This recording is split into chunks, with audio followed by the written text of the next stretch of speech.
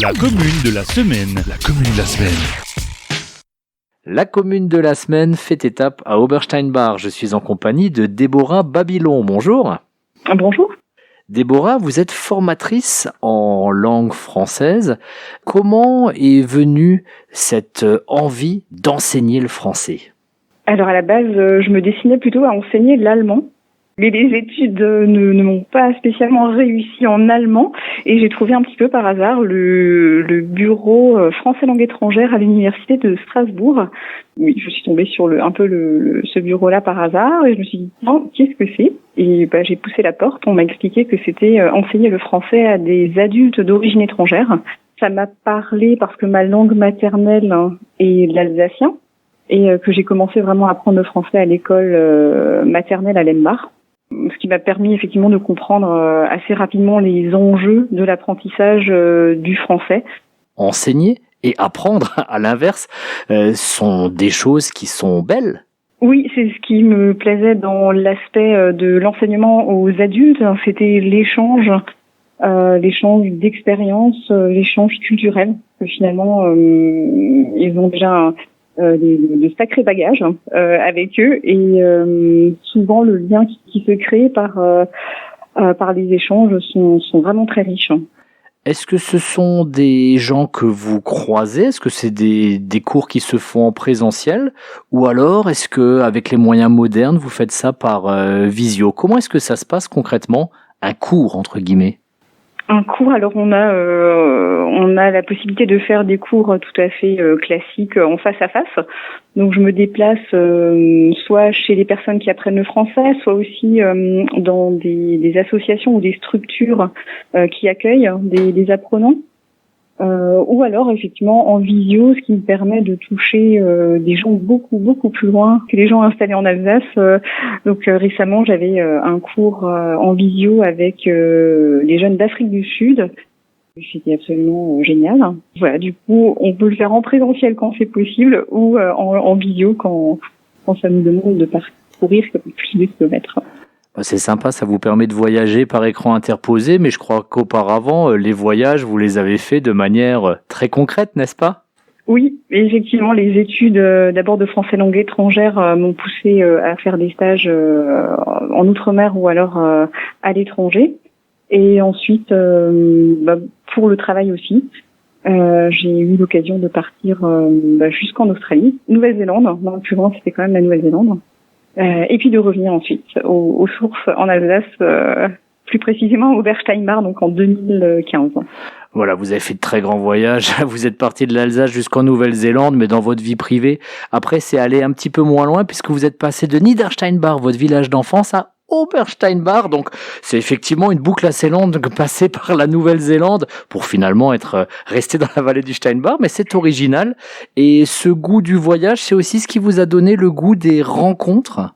Oui, tout à fait. Et l'attachement que j'ai ici à la région, je me suis dit que ce serait super de pouvoir le combiner avec le plaisir d'échanger avec des personnes d'autres horizons, et je trouve la combinaison de l'accueil à Obersteinbach de personnes d'autres origines ou d'autres régions de France absolument superbe. Vraiment, ça me plaît énormément.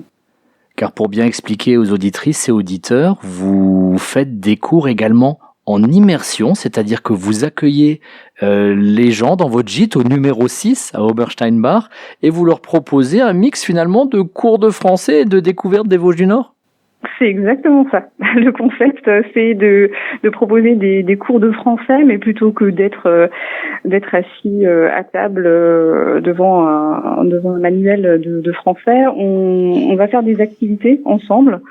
On sort, on visite, on va randonner, on va faire une excursion, et l'idée c'est de pratiquer en matinée, de pratiquer le français et de le formaliser l'après-midi. De formaliser avec des points grammaticaux, des points de vocabulaire en après-midi. Déborah, il y a parfois des cours que vous dispensez qui sont totalement gratuits. Enfin, quand je dis gratuit, c'est en quelque sorte un échange de services ? Oui, exactement. On propose plutôt que de faire payer les personnes, de les accueillir gratuitement en échange de 4 heures de coup de main par jour. Quand je dis coup de main, c'est donner un petit peu d'aide pour désherber le jardin, pour arroser les géraniums, pour faire des confitures.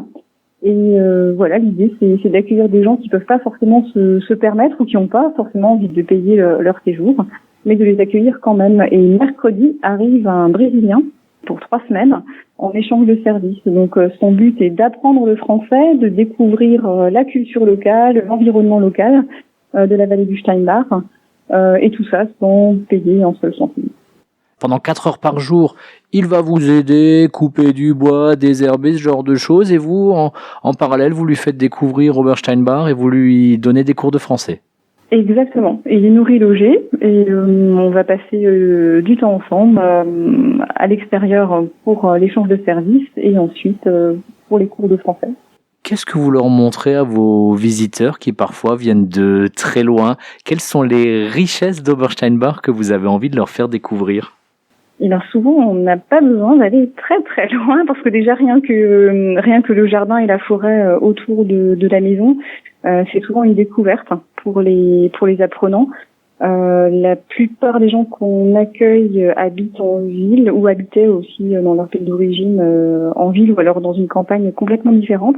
Donc je me suis rendu compte que déjà oui, rien qu'autour de la maison, c'était vraiment important de leur présenter l'environnement proche. On a eu des apprenants qui pensaient par exemple que les girafes sortiraient de la forêt. Ok. D'autres que la forêt ici était habitée par des tigres. Et là, je me suis vraiment rendu compte qu'il y avait une méconnaissance juste de l'environnement très proche. Donc déjà, c'est faire un tour juste en forêt, se promener.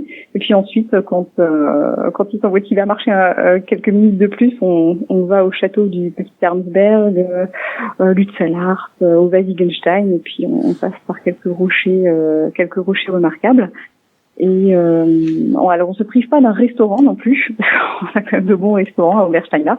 Donc ça nous permet aussi de leur faire découvrir une cuisine locale et de qualité. Voilà, puis on a un atelier de céramique aussi dans le village. On est déjà partis faire de l'équitation aussi à la ferme des Hofmanns.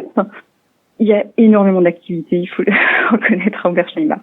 Il y a énormément d'activités et puis il y a peut-être des félins qui se baladent, mais ce sont plutôt des lynx. Évidemment, les tigres, on va les laisser dans d'autres contrées et c'est pas plus mal parce que sinon les balades seraient un peu plus risquées. Vous avez parlé de manger tout à l'heure. Tiens, un petit œuf à la coque, ça me dirait bien ce soir, mais vous, c'est plutôt off à la coque. Vous êtes allé chercher un petit nom sympathique pour parler de votre organisme de formation. Vous pouvez nous en dire un petit peu plus ? Oui, je l'ai créé en 2010 quand j'étais encore salariée parce que ça me permettait de développer des choses que j'aimais faire en complément de mon emploi salarié de formatrice. Et Off à la coque propose donc des cours de français classique, des séjours en immersion et aussi des accompagnements pour des certifications. Donc si vous souhaitez passer un diplôme de compétence en langue professionnelle, en langue française, ou le test de connaissance du français, c'est chez nous qu'il faut passer. On vous y prépare et on essaye de faire le maximum pour que vous réussissiez vos tests. Et puis, je vais aborder un dernier petit point. Vous le ferez peut-être pas vous-même comme vous êtes modeste. Le contexte actuel le rappelle. Parfois, l'humain est capable de faire des choses assez abominables. Le français, ça sert aussi des fois à être enseigné dans un but notamment humanitaire. Je crois que vous intervenez auprès de certaines associations qui sont vraiment là pour aider les autres. Oui, l'association Agir ABCD intervient auprès notamment de publics migrants. Et j'ai la chance de proposer des ateliers d'accompagnement à ces bénévoles qui vont ensuite aller sur le terrain. Et l'idée est de donner des clés de l'enseignement du français à ces bénévoles qui sont sur le terrain ensuite pour l'accueil et l'encadrement des personnes. Déborah Babylon, formatrice en français. Merci beaucoup. Je vous en prie.